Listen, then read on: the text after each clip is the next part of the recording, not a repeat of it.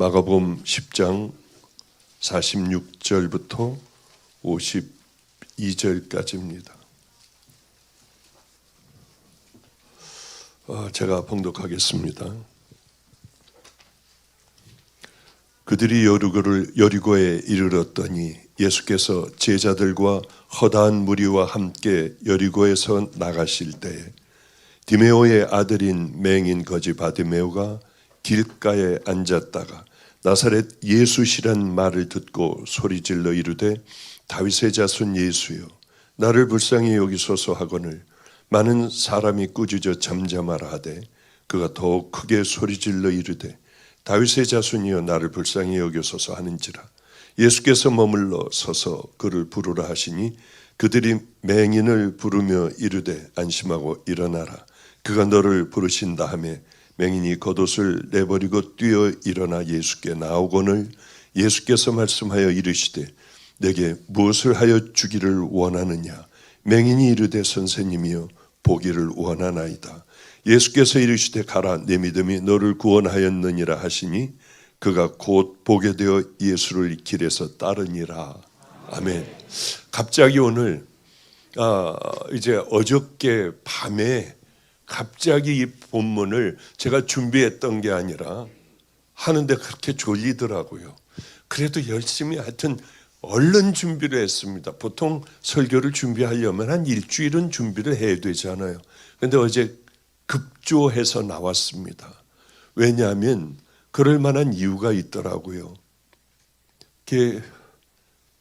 혹시 여기 아인하우스 원장 있나? 잠깐 나와봐.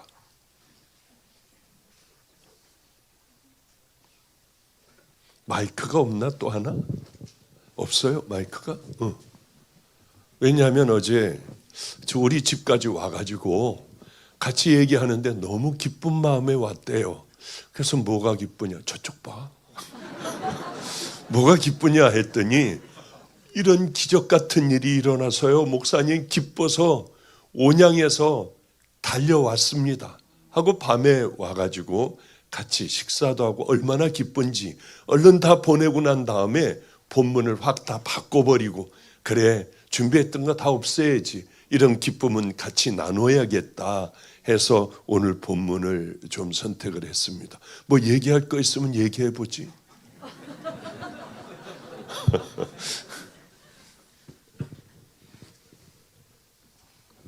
뭐 준비를 해왔나? 아니야? 그래. 안녕하세요. 아인하우스 원장으로 섬기고 있는 박준범 성도입니다. 어제 목사님께 찾아뵙고 저희 이연희 소식을 전해드렸습니다. 저희 이연희가 여기 처음에 왔을 때 눈이 상당히 심각해 보였는데요. 병원에 갔더니 역시나 눈을 적출해야 된다고 했습니다. 그리고 인공 안구를 끼고 평생을 그렇게 살아야 한다라는 답을 들었어요. 근데 가슴이 너무 아프고 힘들었습니다. 그래서 박 목사님께 연락을 드렸더니 우리 실망하지 말고 우리 같이 다 기도하자. 그래서 그 주간에 목사님께서 지금처럼 말씀도 바꾸시고 전 교회 공동체에 이연희 사진을 보내시고 기도를 부탁하셨어요. 주일날. 그렇게 하고 다 함께 기도를 했습니다. 기도를 하고 이제 서울대학병원에 가게 됐어요. 그래서 서울대학병원에 갔더니 눈은 적출하지 않아도 되고 다만 안약을 넣으면서 기다려보자라는 답을 들었습니다. 너무 안심하고 너무 감사드렸어요. 그런 다음에 진료를 받으면서 조금 지나니까 의사 선생님이 한 초등학교 정도 들어가면 수술 한번 생각해보자 이렇게 말씀을 해주셨습니다. 그리고 계속 기도하고 목사님을 또 뵙고 또 시간이 지나 한 1년 4개월 정도가 지났는데 수술을 한번 해보자 그렇게 말씀을 하더라고요. 의사 선생님께서. 그렇게 하고 수술을 했습니다. 감사하게 은혜로 수술을 받았어요. 그리고 검사 결과도 좋았고 너무 모든 게 순조롭게 흘러갔습니다. 그런데 안타깝게도 한 달여가 지난 다음에 수술이 조금 잘못된 것 같다 이런 의사 선생님께서 말씀을 해주셨습니다. 너무나도 실망하고 마음이 아팠는데요. 가장 마음이 아픈 건 수술이 잘 안 됐는데도 우리 이연희 방에 가면 이연희가 더 크게 찬양을 하더라고요. 더 크게 예배를 드리더라고요. 그 모습을 보니까 더 마음이 아팠습니다. 그러다가 작년에 이제 마가다락방 대집회를 참여하게 됐습니다. 그렇게 하고 우리 박 목사님께 안수도 받고 뜨겁게 예배 참여해서 기도를 받고 그렇게 하고 나서 다음 날 병원에 가는 날이 또 마침 돼요. 병원에 갔습니다. 갔다 돌아왔는데 이현이가 방에 왔다고 하길래 제가 이현이를 만나러 갔는데 이현이가 앞에 있는 장애물을 갑자기 피하는 거예요. 이렇게 피해서 지나오는 겁니다. 그래서 제가 잘못 본 줄 알고 발소리를 내지 않고 저 뒤로 갔습니다. 그리고 이현이를 불렀는데 이현이가 다시 저한테 뒤를 돌아서 걸어오더라고요. 여기까지는 괜찮은데 또 장애물을 피해서 이렇게 오는 겁니다. 제가 너무 깜짝 놀라서 하나님께 그 자리에서 너무 감사하고 또 박 목사님께 전화를 드렸습니다. 그리고 좀 시간이 더 지나니까 갑자기 아이가 색깔을 구분하기 시작하더라고요. 어느 날 저한테 오더니 삼촌 검은 옷 입었다. 그렇게 말을 하는 거예요. 너무 기쁘더라고요. 그리고 이 삼촌한테는 파란 옷 입었다. 이렇게 해서 새가 색깔을 구분을 하더라고요. 그래서 너무 감사하고 이만큼만 해도 너무 감사하다 이런 생각을 했습니다. 그러다가 또 한 1년이 지나서 또 마가다락방 대집회를 이번에 또 가게 됐습니다. 그래서 또 뜨겁게 가서 기도하고 또 목사님께서 동일하게 기도해 주시고 이렇게 하고 돌아왔어요. 그리고 또 얼마 전에 병원에 서울대학 병원에 다녀왔습니다. 그런데 의사 선생님이 뭐라고 하시냐면 시력이 더 조금 회복되어 안경을 맞춰야 될 것 같다 그런 말씀을 하시는 겁니다. 너무 감사하고 너무 행복하더라고요. 그런데 여기서 멈추지 않고 사실 저는 제가 참 믿음이 없는 게 이 아이가 지금은 다 왼쪽 눈을 포커스를 맞추고 왼쪽 눈에 이렇게 치료를 받고 하고 있었습니다. 근데 저는 왼쪽 눈만 떠도 너무 감사하다 하고 그렇게 살았어요. 성도님께 말씀드리면 성도님들이 그러시더라고요. 오른쪽 눈에도 역사해 주실 겁니다. 근데 그게 저한테 믿음으로 와닿아야 되는데 제가 믿음이 약해서 그런지 자꾸 왼쪽 눈만 저는 바라보게 되더라고요. 그런데 감사하게 이번에 의사 선생님이 하시는 말씀이 한 2년 뒤쯤에 오른쪽 눈도 수술을 해보자 라고 그런 말씀을 주셨습니다. 그래서 이 소식을 듣고 박 목사님께 바로 전화드려서 우리 이현이가 목사님 이제 안경을 쓰게 되고 오른쪽 눈도 2년 뒤에 수술을 하게 된답니다. 목사님 계속 기도해 주십시오. 이렇게 말씀을 드렸습니다. 그리고 여기 계신 우리 성도님들과 그리고 마가 공동체 모든 교회 성도님들이 지금껏 함께 기도해 주셨기에 여기까지 왔다라고 생각합니다. 앞으로도 기도해 주셔서 정말 이현이가 안경을 쓰고 2년 뒤에는 꼭 수술을 해서 오른쪽 눈도 개안하는 놀라운 은혜가 임했으면 좋겠습니다. 꼭 기도해 주십시오. 감사합니다. 이현이가 몇 살이지? 39살. 이현이 죄송합니다.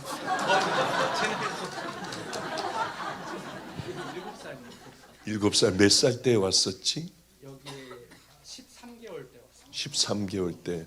13개월 때 왔을 때에는 눈을 적출해야 한다고 서울대학병원에서 했는데 너무 감사하게 어쩌면은 한쪽 눈이 보이기 시작을 하고 또 한쪽 눈도 이렇게 회복될 가능성이 많다고 하고 안경을 껴야 한대요 하는데 눈물이 그렇게 나더라고요. 그게 얼마나 하나님 앞에 감사한지. 주님은 무엇이든 못하는 게 없으시잖아요.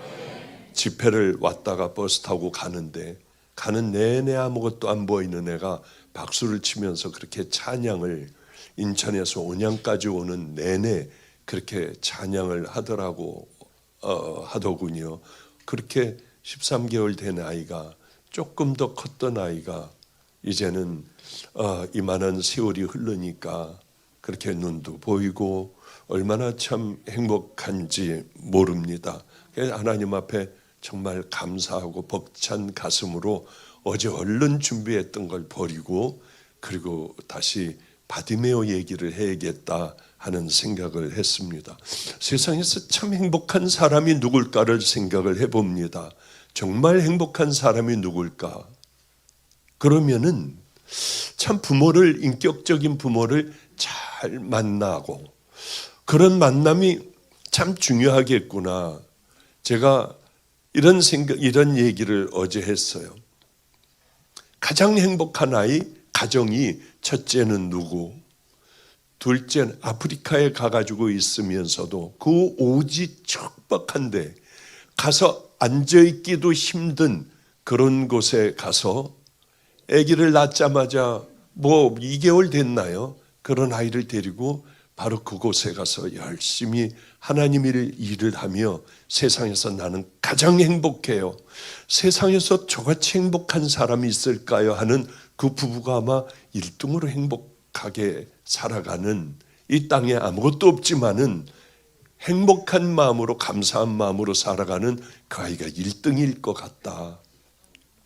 두 번째는 아마 지금 나왔던 원장, 너무 행복하대요. 둘이 애들 다 데리고 어제 저녁 때 늦게 왔는데 이렇게 행복할 줄은 몰랐다고 아내도 울고 남편도 그렇게 울고요. 그래, 참 정말 행복한 가정이구나 하는 생각을 했습니다. 그 아이들도 믿음으로 잘 키우고. 그래서 저는 늘 이렇게 얘기합니다. 여기 와보니까 애들이 버글버글버글해요. 깜짝 놀랐어요. 오늘 아이들이 세례를 받을 아이들이 21명이더라고요. 그리고 뭐 또 청소년들까지 합하면 아마 한 30명 정도 오늘 부지런히 이 세례식을 베풀어야 할 것 같아요. 그런데 나만 놓으면 뭐합니까? 아름다운 부모가 돼야죠. 그래서 우리 아이들에게는 꼭 이렇게 얘기를 해요. 아침에 일어나면 이빨 닦고 다 가서 깨끗이 하고 하나님 앞에 예배를 드리는데 누구를 위해서 예배를 드리느냐? 자녀를 위해서.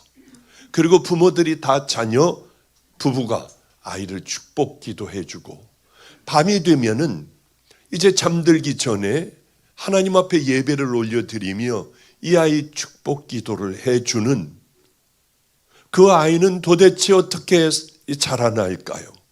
상상했던 것보다 이상으로 아이들은 하나님을 떠나지 않고 하나님을 제1로 매일 그렇게 하루에 2번씩 축복받고 기도받고 마음의 평안과 안정을, 하나님을 절대적으로 사랑하는 아이들이 분명히 될 거 아니에요. 그런데 우리는 놔먹여요. 어렸을 때 교회 데려가고 중고등학교 되면 학교를 안 나가고 뭐 이런저런 어려운 일들을 당하고, 왜 그렇게 귀한 아이들을 그렇게 하나님 앞에 바로 세우지를 않고 교회 한번 갔다 오면 되는 줄 아니? 큰 다음에 애들은 다 떠나버리죠. 철저하게 그렇게 아이들을 하나님의 은혜 가운데 아이들을 자라나게 하는 부모는 굉장히 지혜로운 부모입니다. 아이들에게 하나님께서 지혜도 주시고 피할 바위와 산성도 되시고요. 어려운 일들 다 유월시켜 주시는데 왜 그렇게 철저하게 하나님을 사랑하는 믿음의 아이들로 안 키우는지 모르겠어요. 이렇게 하나님과의 만남이 가장 중요하니 이 만남을 아이들에게 어려서부터 꽉 심어주면은 절대로 하나님을 떠나지 않아요. 이런 만남이 얼마나 중요한지요. 아무리 목사의 자녀들이라 해도 비뚤어지는 걸 보면 목사의 자녀들이더라고요. 그 많은 설교를 듣고도 왜 그럴까? 하나님을 두려워하고 하나님 앞에 예배를 올려드리고 이게 매일 이루어지지 않기 때문에 그렇죠. 이렇게 사람들과의 가장 행복한 게 부모, 또 부모와의 만남, 하나님과의 만남, 부모와의 만남. 부모는 아이들을 가장 행복한 하나님과의 만남을 만들어 주고요. 그 다음에 아름다운 아내, 남편, 인격적인 친구들이요.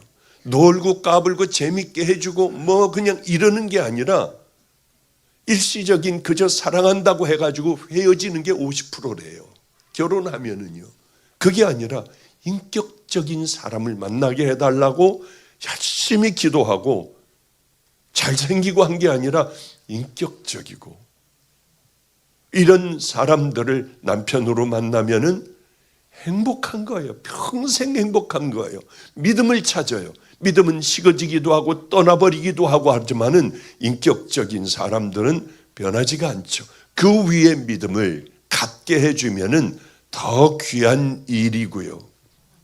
아내도 마찬가지고, 그리고 내가 좋아하는 힘든 직업이면 어떻습니까? 내가 좋아하고 사랑하는 직업을 갖고 있어요. 그럼 집에서 아내와 함께 아이들과 행복하게 지내다가 또 일할 수 있는데 내가 좋아하는 일하는 대로 달려가 일하다가 보면은 끝날 때쯤이면은 행복하게 또 아내와 집 있는 곳으로 오고요. 늘 행복한 인생을 살아갈 수가 있는데 이 반대가 되는 사람들을 다 살아가니 얼마나 불행하냐고 하는 거죠. 하여튼 자세히 설명할 수는 없고 가장 귀한 게 하나님과의 아름다운 만남. 이것처럼 귀한 게 어디 있을까? 그런데 우리는 바보같이 이런 하나님과의 만남을 가질 수 있는 장소에 와서도 주님을 전혀 만나지 못하고 몇십 년간 이렇게 다니지만은 만나지 못하는 경우가 얼마나 많냐는 거예요. 예를 들어 한번 이런 얘기를 해보죠. 믿음이 좋은 어떤 이 지식적으로도 또 삶도 그렇게 살고 관원이었어요. 관원. 높은 사람이었어요. 이스라엘을 다스리는 관원이었습니다. 그 젊은이라고 표현을 하고 있어요. 한 번은 하나님의 아들이신 예수 그리스도가 이 땅에 지나간다고 들었습니다. 그러니 이 관원은 똑똑한 관원이기 때문에 그분을 만나 어떻게 하면은 영생을 얻겠나? 이거를 물어봐야겠다. 얼마나 귀하고 똑똑한 사람이에요. 우리 같으면 병을 고쳐주세요. 이걸 해주세요. 저걸 해주세요 할 텐데 영생에 관한 그런 목마름이 있었어요. 어떻게 하면 나는 천국 갈 수 있을까? 그 물음을 물어봐야겠다. 그리고 예수님이 지나가는데 성경은 예수 앞에 나올 때에 꿇어앉아 무릎을 꿇었어요. 높고 돈이 많은 관원이라고 했습니다. 그런데도 이런 거 필요 없이 그분 앞에 무릎을 꿇었어요. 돈 많고 많이 배운 사람들이 과연 정말 이렇게 꿇어앉고 할 수 있는 겸손이 있을까? 아니에요. 높은 지위에 있고 뭘 많이 가지고 있으면은 절대 아무에게도 무릎을 꿇지 않잖아요. 이 젊은이는 무릎을 꿇고 겸손하게 주님에게 물었습니다. 선한 선생님이요, 어떻게 하면 영원한 생명을 얻을 수가 있습니까? 예수님은 깜짝 놀라 그를 마음으로 사랑하셨다고 기록되어 있습니다. 젊은 청년이, 관원이 무릎을 꿇고 그렇게 물어보니까요. 또 이쁘게 영원한 생명을 어떻게 하면 얻을 수 있습니까? 하고 물으니 예수님께서 선한 선생은 선한 분은 하나님 한 분밖에 없다. 예수님은 부자들을 꾸중을 했잖아요. 저들이 천국 가기가 얼마나 어려운지 낙타가 바늘기 들어가는 것보다 더 어렵다 말씀하셨잖아요. 그런데 이 청년을 사랑하시며 어찌하여 네가 나를 선하다 일컫느냐? 선하다 이야기하실 분은 하나님 오직 한 분이다. 그리고 뭐라고 얘기하시냐면 이 청년에게 꼭 필요한 말씀, 구원을 어떻게 받는 건가를 물어보십니다. 너 그렇다고 하면은 계명을 잘 지켰니? 계명을 잘 지켜야 천국을 가는데 어려서부터 제가 다 잘 지켰습니다. 그래, 살인하지 마, 간음하지 마, 도적질 하지 마, 그래, 거짓 증거하지 마, 남을 속이지 마, 뭐 이런 것들 있잖아. 내 부모를 공경했니? 예, 그건 제가 다 했습니다. 그런데 이런 말씀을 하세요. 너한테 한 가지 부족한 게 하나가 있는데 너 돈이 많은 부자 아니야. 이것을 다 팔아서 가난한 사람들에게 다 나눠주고 나를 따르라. 그럼 너 하늘에서 복이 있을 거야. 했어요. 이걸 어떻게 모은 건데? 내가 이것 때문에 존경을 받고 내가 이것 때문에 뒷배가 든든해서 나는 죽을 때까지 편안하게 살겠구나. 내가 이렇게 생각을 하는데 이걸 다 버리라고 하시는 거예요. 내가 나를 쫓기 전에, 천국을 얻기 전에 해야 할 일은 가난한 자를 돌봐. 그렇게 할 수가 없었어요. 너무 의지하고 있었던 것이기 때문에요. 그러니까 이게 뭐냐면 지금 가지고 있는 그것으로 하늘나라로 보화를 옮겨 놓아봐 좀. 그러면은 너에게 얼마나 큰 축복이 있겠니? 왜냐하면 이 청년은 재물이 마음속에 가득했기 때문에 그 마음에 있는 것을 주님은 이야기를 지금 하고 계시는 거예요. 정말이니? 여러분 한번 생각을 해보세요. 다윗 있잖아요. 다윗은 어마어마한 재물을 가지고 있었습니다. 엄청난 재물을요. 다윗에게 너 그 재물 나한테 다 줄 수 있니? 안 물어보셨어요. 아브라함도 수도 없는 많은 재물을 가지고 있었던 사람입니다. 너 나한테 네가 가지고 있는 재산 팔아서 가난한 사람들에게 다 나누어 봐. 얼마든지 할 수 있어요. 이삭도 그렇고요. 그 요셉도 그렇고요. 수도 없는 많은 것을 가지고 있는 사람들에게 너 내 것을 좀 그것을 팔아서 가난한 자들에게 다 나누어 봐. 그러지를 않으셨어요. 그런데 아브라함에게 못 내놓을 것을, 마음에 가득한 것을 요구를 하십니다. 네 독자 이삭을 나한테 바칠 수 있니? 왜? 아브라함에게는 그 하나님께서 주신 독자가 마음속에 확 들어가 있었으니까요. 내 재산을 다 팔아 가난한 사람들에게 나눠주라. 이것이 하늘의 보화를 쌓는 길이야. 내가 영생을 얻고 싶으냐?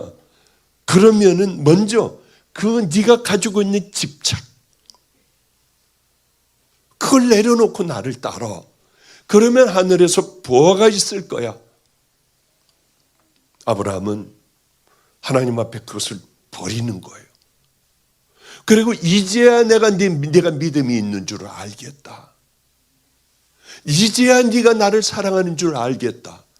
너는 그 집착까지도 다 버릴 수 있으니 하나님께서는 우리에게 요구하시는 것이 있어요. 그것이 뭐가 됐든지 움키고 있는 것이요. 여러분 인생에 그게 뭐가 됐든지 그걸 내려놓으라고 하세요. 여러분 주님과 나 사이에 장애물이 많아요. 그렇게 똑바로 가려고 해도 이게 참 힘든 것들이 얼마나 많은지요. 이걸 내려놓는 게 그걸 우리는 믿음이라고 하죠. 그걸 믿음이요. 근데 그걸 내려놓기가 엄청 어려워요. 그래서 주님은 우리에게 너희들 큰 믿음을 가져라. 그럼 큰 믿음을 가진 사람이 누굴까? 오늘 바디메오 얘기를 그저 간단하게 간단하게 이야기하고 끝내도록 하겠습니다. 부잣집에는 금그릇도 있고 은그릇도 있고요. 나무로 다 된 것도 있고 질그릇, 흙으로 빚은 그릇도 있습니다. 근데 하나님께서 가장 귀하게 쓰시는 그릇은 금이라고 하십니까? 아니에요. 깨끗한 그릇. 깨끗한 그릇을 하나님께서는 우리에게 요구하고 계신 거예요. 정결한 그릇이요. 그리고 그릇도 분명히 차이가 있어요. 크기가 있어요. 간장 종지만한 것도 있고요. 큰 그릇도 있고요. 그런데 하나님께서는 우리에게 무엇을 부어주실 때 간장 종지만한 작은 그릇에는 그것 외에는 어떻게 더 부어주실 수 있어요? 부으려고 해도 그것밖에는 들어가지 않는 경우가 우리에게 얼마나 많아요. 그런데 큰 그릇을 가진 사람들은 하늘의 복을 그곳에 콸콸콸콸콸 부어주실 수 있어요. 이게 하나님께서 우리들에게 믿음의 차별을 하시는 겁니다. 얼마나 깨끗하냐, 얼마나 크냐, 거기에 따라 우리는 평생을 살아도 하나님의 은혜를 받지 못하며 간장 종지만한 은혜밖에는 받지 못하는 사람들이 우리에게 얼마나 많느냐고요. 그러면은 이것을 어떻게 할까? 믿음을 키워야 하는데 키우는 데는 관심이 없고 그냥 예배만 보고 돌아가니 이게 과연 하나님을 만나고 지금 이렇게 믿음이 다 사라진 시대에 우리 주님과 함께 동행할 수 있는 사람들이 얼마나 될까 하는 생각을 해요. 바디메오 한번 예를 들어보죠. 바디메오는 엄청나게 큰 그릇을 가지고 있었어요. 깨끗한 그릇. 왜냐하면 예수님은 큰 그릇, 간절하고 목마른 그릇, 하나님께서 주신 걸 다 빨아들일 수 있는 그런 믿음을 우리 하나님은 기뻐하십니다. 그런데 어느 날 평생 장님이었던 시력장애자였고 아무것도 못 보는, 한번 여러분들 한 일주일만 눈 감고 살아보세요. 안대를 하고 살아보세요. 미쳐버릴 거려 아마. 여기 부딪히고 저기 부딪히고 화장실도 못 가고 뭐가 어디 있는지도 모르고요. 정말 미쳐버릴 거예요. 이 사람은 평생을 눈을 감고 살았어요. 그리고 뭐 좀 집에서 씻기나 할 수 있는 게 아니라 거지였어요. 거지. 누가 거들떠도 안 봐요. 그러니 이만큼 산 것도 정말 다행이죠. 구걸하면서 돈을 얼마를 줬는지도 모르고 남들이 가져가는지도 모르고요. 비참하기가 짝이 없는 이런 인생을 산 바디메오가 어느 날 이곳에 예수님이 지나간다고 하는 소식을 들었어요. 그냥 소식. 그들이 여리고에 이르렀더니 예수께서 제자들과 허다한 무리와 함께 여리고에서 나가실 때에 디메오의 아들인 맹인 거지 바디메오가 길가에 앉았다가, 예수님께서는 여리고에서 이제 예루살렘으로 가십니다. 끄세요. 이제 다시는 만날 수도 없어요. 예수님을 십자가에 달리시니까. 그런데 맹인 거지가 천벌을 받았어. 저거는 낳을 때서부터 천벌 받아 그래. 그러니 세상의 모든 괴로움을 다 안고 사는, 세상을 포기하고 살던 바디메오요.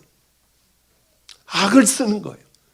이제 웅성웅성거리기 시작을 하니까 다윗의 자손 예수여 막 악을 쓰고 소리를 지르고, 이제 이 기회밖에는 없는 거예요.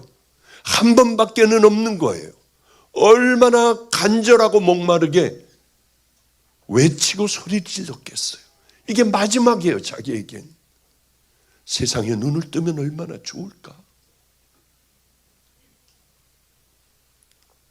이런 목마른 마음이 우리들의 그릇을 크게 해요. 간절한 마음들이요, 천국 가기를 소원하는 마음들. 예수님은 그 누구든, 거지든 천벌을 받은 사람이든 그 누구든 간에 목마르고 주님을 붙잡으려고 하는 그런 마음을 강력하게 가지고 있는 사람들을 외면하시지 않아요. 그래서 예수님 다윗의 자손 예수라고 악을 쓰며 소리를 지르고 부르기 시작을 했어요. 우리의 구원, 우리가 구원받았다고 생각하지 않습니까? 우리는 하나님의 자녀라고 생각하잖아요. 그게 뭡니까? 예수 그리스도의 보혈로 우리들의 죄를 용서해 달라고 하지 않는, 여러분이 죄 씻음 받은 적이 없다고 하면 절대 10년, 20년, 50년을 예수를 믿어도, 새벽 기도를 백날 나가도 절대 구원받을 수 없어요. 구원받는 유일한 방법은 예수 그리스도예요. 예수 그리스도 앞에서 뭘 해야 되느냐? 내 죄를 씻어야 돼요. 그래야만 천국 가요. 그거는 다시는 안 하는 겁니다. 이제 이 죄와 싸울게요. 남 입으로 상처를 주는 것, 음란, 거짓, 타락, 별의별 게 있잖아요. 미움, 시기, 질투, 주님 이런 거 버릴게요. 이제는 한번 싸우고 살아볼게요. 내가 잘못 살았어요. 그러면 주님은 바로 내 죄를 용서해 주세요. 그 결단을 해야 돼요. 목말라야 하잖아요. 그리고 난 다음에 중요한 것은 좁은 문으로 들어가며 주님의 말씀을 비춰보며 안 되지만은 넘어졌다 일어나며 또 죄 지으면은 내 죄를 용서하소서 하며 믿음의 길을 걸어가는 것이 천국 끝길이 천국인 거예요. 나머지 다른 길은 전혀 없습니다. 그것은 장로교건 감리교건 성결교건 모두 다 동일해요. 구원과 또한 그 믿음의 길, 주님의 말씀대로 순종하며 살아가는 길이요. 근데 사람들은 자꾸 저를 공격해요. 행위 신앙자래요. 아니에요. 구원받으면 그렇게 걸어갈 수밖에 없는 거예요. 구원을 받았다고 하며 이게 뭐 예전같이 음란하고 거짓되고 타락된 삶을 살아도 구원받는다고요? 하나님은 그렇게 자녀를 지옥 안 보내신다고요? 세상에 그런 기적이 어디 있습니까? 구원받고 그리스도의 보혈로 새로운 믿음의 자녀가 되었고 천국 백성이 되었는데 동일하게 어떻게 악한 죄 가운데 살아갈 수가 있겠어요? 성령님이 이 안에 계시는데 어떻게 우리가 더러운 죄로 그대로 살아갈 수가 있느냐고요? 그건 기적이에요. 어쨌든 믿음은 삶으로 나타나지 않으면 아무 쓸데없어요. 바디메오는 그렇게 믿었습니다. 저분을 만나면 나는 눈을 뜰 수 있어. 그 믿음을 가지고 있었어요. 그것 가지고 기도만 했을까요? 아니에요. 기도만 하지 않았잖아요. 어떻게 했어요? 살았어요. 일어나 살아있는 믿음대로 고백을 했습니다. 다윗의 자손 예수요. 다윗의 자손 예수요. 얼마나 악을 썼는지, 얼마나 표현을 잘했는지 주변에 있는 제자들은 이렇게 얘기했습니다. 야, 이 맹인아, 야, 장님아, 너는 절로 가. 너 같은 걸 만날 수는 없어. 예수님이 시간이 없으셔. 지금 얼마나 큰 일을 하고 계시는데 너 거지고 맹인, 너는 태어날 때서부터 저주받았잖아. 여기 오지 마. 왜 이렇게 악을 쓴다고 되냐? 별의별 얘기들을 다 했을 거예요. 주변에선 욕을 했을 거예요. 냄새나니까 절로 끌고 가라고 하고.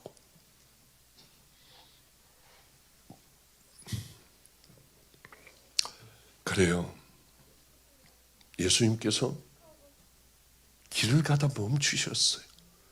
누가 이렇게 간절하고 애절할까? 그를 데려와라. 아니, 바디메오를요? 얼른 데려와라. 데려왔습니다. 너에게 내가 뭘 해줬으면 좋겠냐? 보기를 원합니다. 예수님께서 이렇게 얘기하세요. 예수께서 이르시되 가라. 왜 가라고 하셨을까요?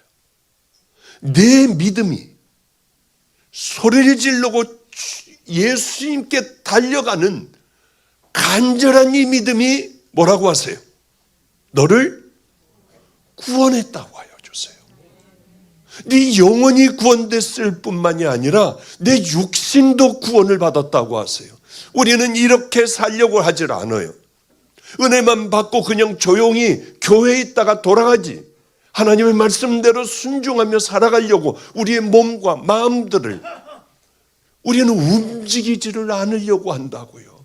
바디메오 같은 믿음이 있어야 눈을 뜰 수도 있고 하나님께서 베풀어 주시는 은혜와 역사를 다 체험할 수 있는데 우리는 예수 믿는다고 하며 삶은 그대로인, 움직이지를 않는, 입술도 놀리지 않는 그런 삶을 살아가니 우리에게 무슨 기적이 있고 우리에게 어떻게 예수 그리스도를 만날 수 있는 찬스가 있느냐고 하는 거예요. 예수께서 이르시되 가라. 내 믿음이 너를 구원하였느니라 하시니 그가 곧 보게 되어 예수를 길에서 따르니라.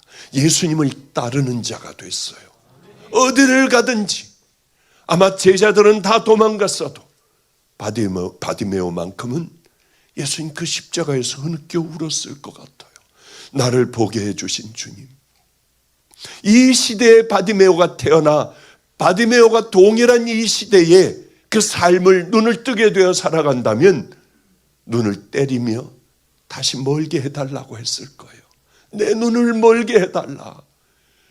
교회에서도 보지 못할 것들이 얼마나 많아요. 사람과의 만남에서 얼마나 많은 실족을 해요. 주님, 다시 거지 바디메오로 돌아가게 하소서. 간절한 그 기도를 했을 수도 있겠다는 그런 생각이 듭니다.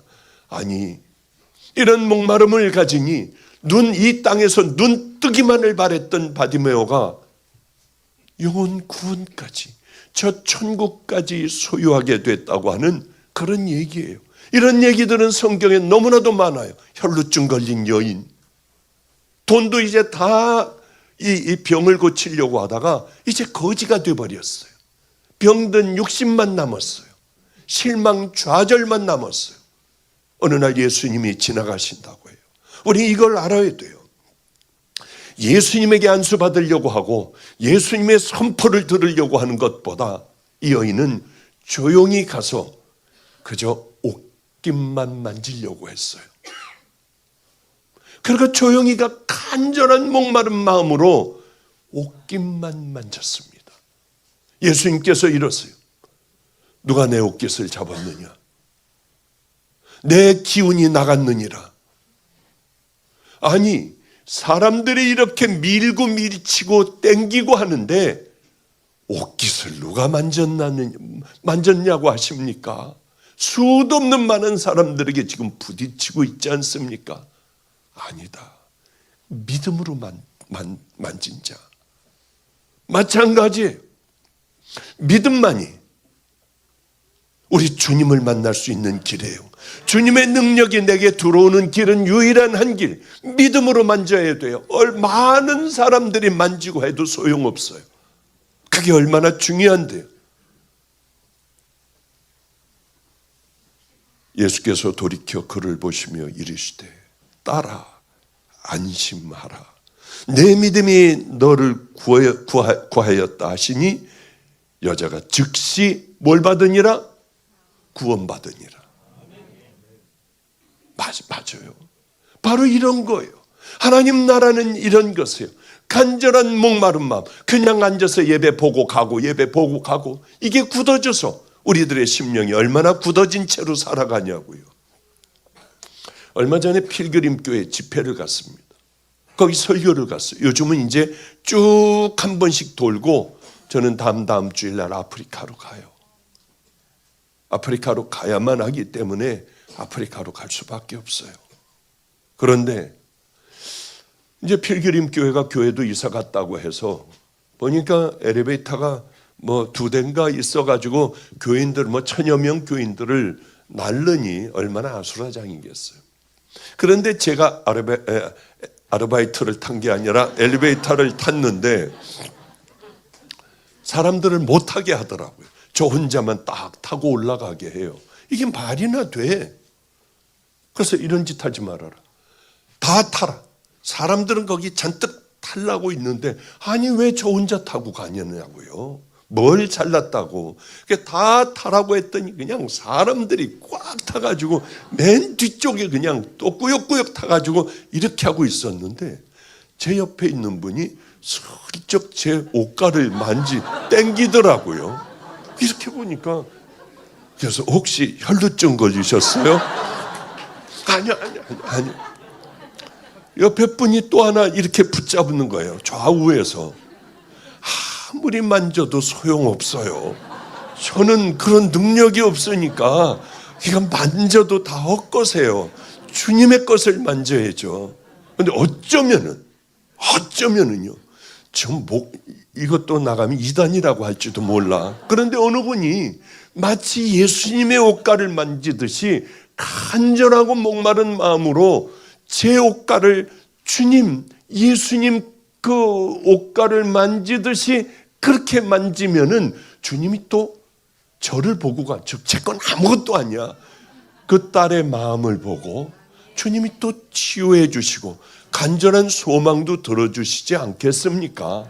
그 마음으로 주님을 바라본다면요, 이거 아무것도 아니에요. 백날 잡아봐야 아무것도 아닌데 왜 그렇게들 땡기고 양쪽에서 그렇게 잡고 그러는지 몰라요. 너무 많아. 예를 들면 삭개오 얘도 그렇고 귀신 들린 딸을 두고 있는 어미도 그렇고 너 상에서 떨어지는 난 개 같으니까 부스러기도 먹겠습니다.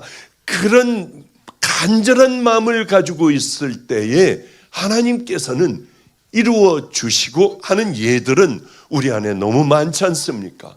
우리는 이런 예를 보며 어떻게 예수를 믿어야겠다 하는 마음을 가지고 예수를 믿어야 하는데 그저 그런 마음, 별 볼 일 없는 마음. 이연이라고 하는 애, 이 아이 아주 갓난 아이였을 때요, 기어다니고 할 때 이 아이 눈을 보니 너무 괴롭더라고요. 그런데 이 아이가 낫겠다 하는 마음이 언제 들었냐면은 우리 겨울 집회 때, 이번에도 왔습니다. 이번에도 제 1번으로 안수를 받더라고요. 얼마나 이쁜지. 그래서 제 1번으로, 이 전번에 왔을 때도 1번으로. 야, 그런데 그래요. 이현이가요, 집에 갈 때까지 찬양을 불렀어요.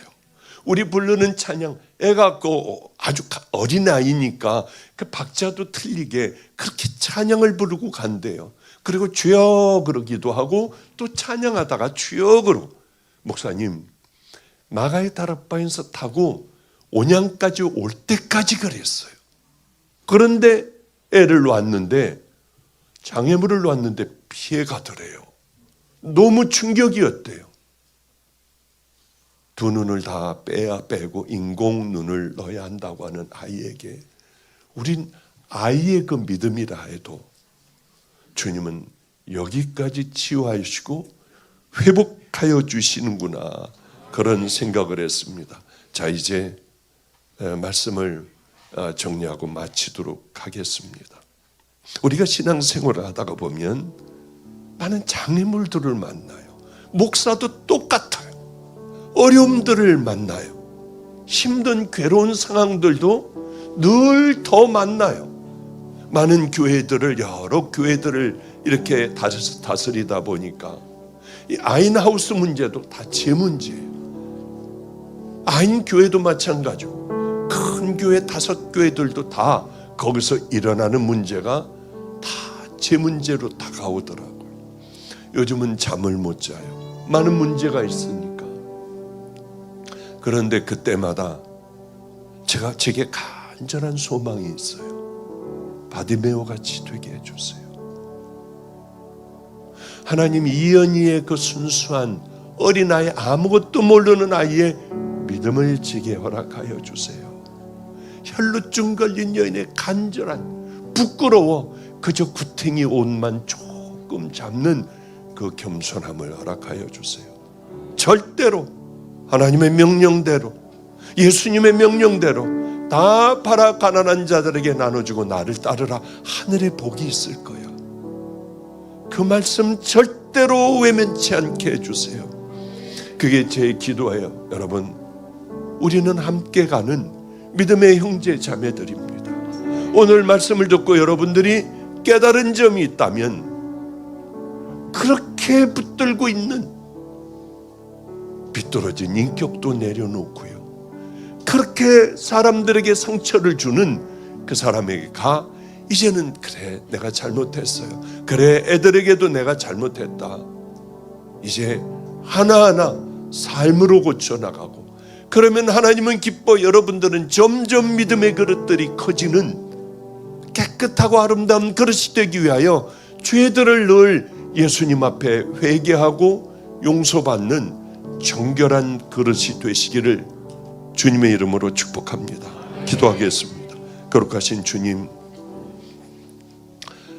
꼭 함께 해주셔서 우리는 같은 형제 자매들입니다. 함께 천국을 향해 걸어가는 안교회 성도들이 꼭 되게 하여 주시옵소서. 병든 자녀를 우리 주님 앞에 의탁하옵고, 하나님, 그 아이도 간절히 구하오니 오른쪽 눈마저 수술했을 때 환하게 보이는 행복한 아이로 자라나는 하나님의 아가가 되게 하여 주시옵소서. 예수님 이름으로 축복하옵고 기도드렸습니다.